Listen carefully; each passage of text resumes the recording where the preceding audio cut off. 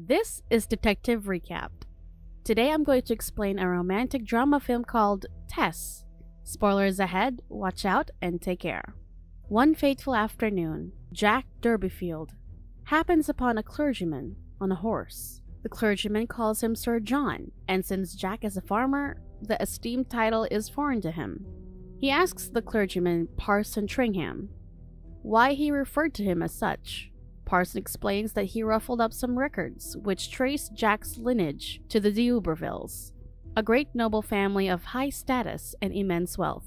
However, all of their lands were lost, and their wealth is now gone.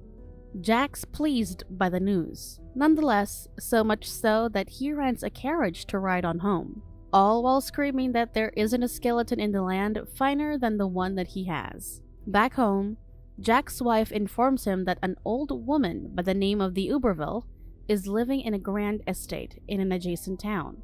The two of them decide to send their young daughter, Tess, to speak with Mrs. D'Uberville in hopes of bettering their financial situation.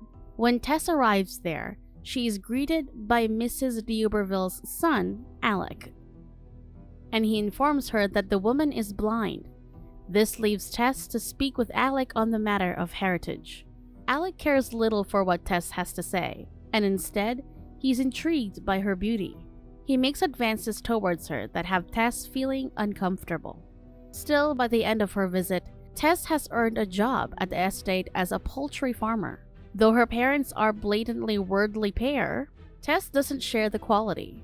She has a dignity about her, and she's certainly not one to beg for a stranger-turned-relative's money. During her stay at the D'Uberville's estate, Alec incessantly hounds her, and it's immediately clear that he's smitten by her. She also discovers that the D'Uberville's true last name is Stoke. The truth of the matter is that the Stokes purchased the family name of the D'Uberville to magnify their nobility. Tess tries to avoid Alec as much as she could, but his advances remain persistent. One evening, during a social gathering among the workers, Tess finds herself as the subject of one of the female employees' anger. Already, she's being resented for being the object of Alec's attraction. But before things could get ugly, Alec arrives on his horse, and he takes Tess with him and away from all the commotion. He brings her to a forest where the two of them can be alone.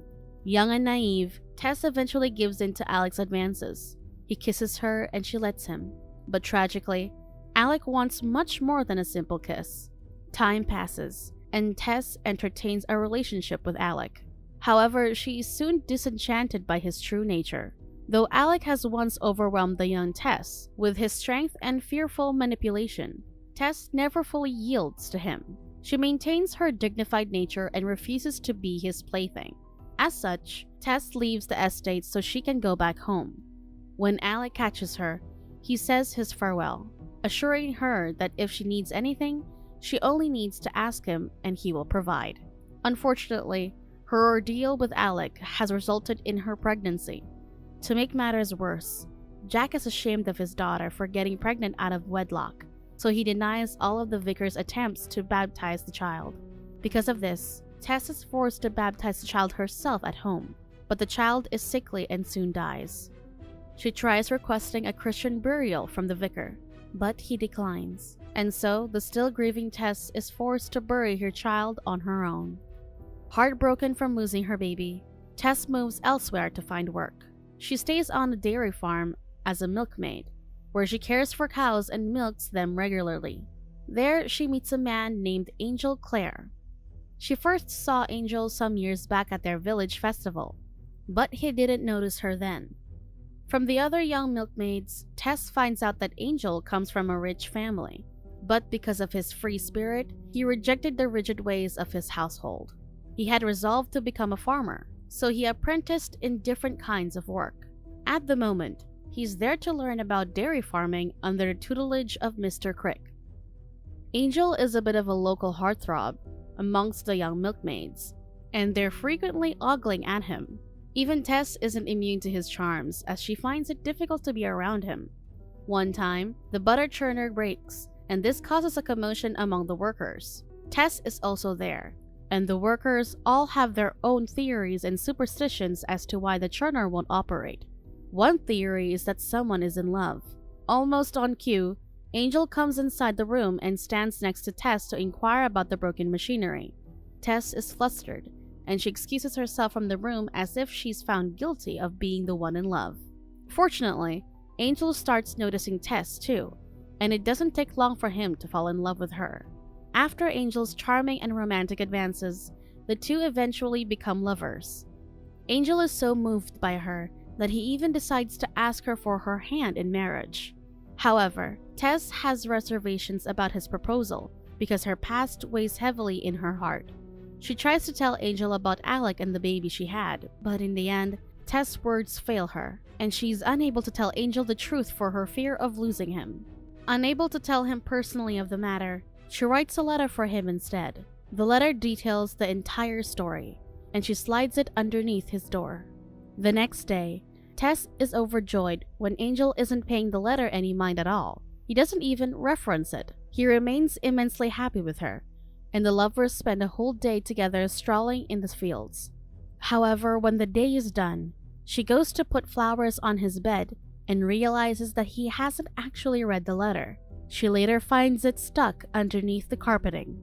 Moments before her marriage, she tells Angel that she wants to confess something to him before they get married. Because she had yelled this at the top of her lungs on a carriage, Angel insists that she can explain it to him later, after their marriage. He explains that he too had done things in the past and the both of them can tell these to each other once they're husband and wife. The two of them are wed and they stay in a quaint house for their honeymoon. During dinner, they confess their truth to one another. Angel explains that he had a relationship with a woman that was sad and without love. Tess forgives him for this, then follows suit to explain her own story. Unfortunately, Angel is embittered and broken up to hear all of this. He claims to forgive Tess and refuses a divorce. However, he does not want to be with her, as he believes that Alec de Uberville is her natural husband. Because of this, they plan to keep up appearance for a while. Angel intends on going to Brazil, explaining that he needs some time alone, but he claims that he'll fetch her one day when he finds the courage. Tess returns home with the hopes that Angel will one day return. One day, just as Angel is about to leave for Brazil, he happens upon Iz, who is one of the many milkmaids who have a crush on him. She suddenly confesses her love to Angel, and the man contemplates whether he should have an affair with her.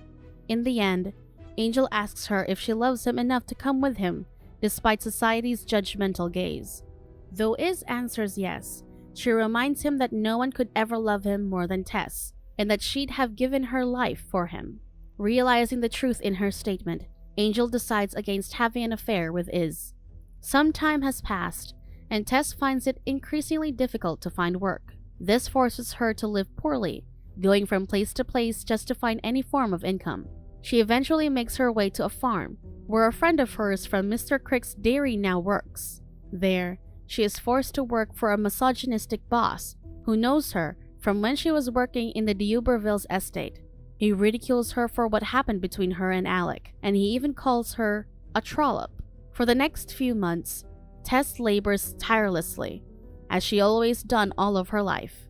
But one day, the ever-heinous Alec approaches her, as he's been contacted by her mother to assist them. He invites her to be with him, and in turn, Tess declines before slapping him in the face, causing blood to trickle from his mouth.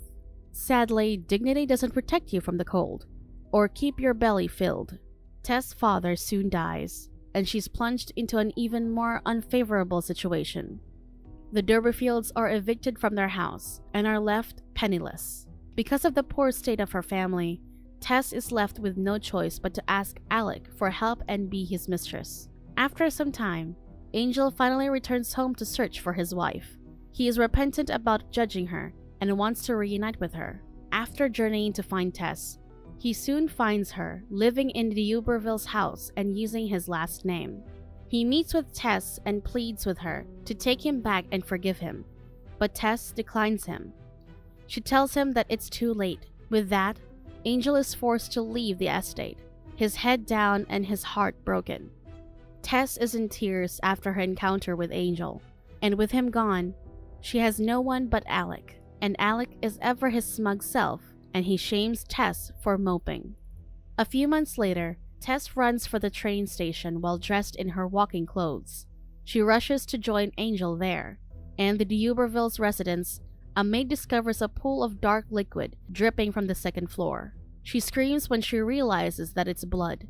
At the station, Tess is able to get to the train before it takes off, and she embraces Angel. Finally, the married couple are now reconciled. Here, Tess confesses to her husband that she has killed Alec. Of course, Angel is shocked by the revelation, but he promises to stay by her side. However, Tess is still in shock and realizes that she will soon be hanged. Angel does not accept this, and he promises to keep Tess safe. They'll go abroad to escape the law. The two of them are now on the run from the law and are on their way to Angel's family's house. Once they arrive, they are sorely disappointed when they find it to be abandoned and for sale. Angel barges inside anyway, so that the two of them have a moment to rest. They spend the night there and make love, finally consummating their marriage. But these moments of tranquility don't last. They never do. The landlady discovers them, and they have to leave the house the very next day. As they escape, the two find their way to Stonehenge. There, Tess laments that these stones are older than the D'Ubervilles, and wonders if she and Angel will see each other after death. Despite Angel's warning that they are much too visible in that area, Tess still rests her weary self there. It isn't long before the police come for her. Angel walks with Tess, and they share their final moments together. In the end, Tess is convicted and she is hanged for murder. Subscribe to watch more videos like this. Turn on notifications. And leave a like, it really helps the channel out. Thank you for watching.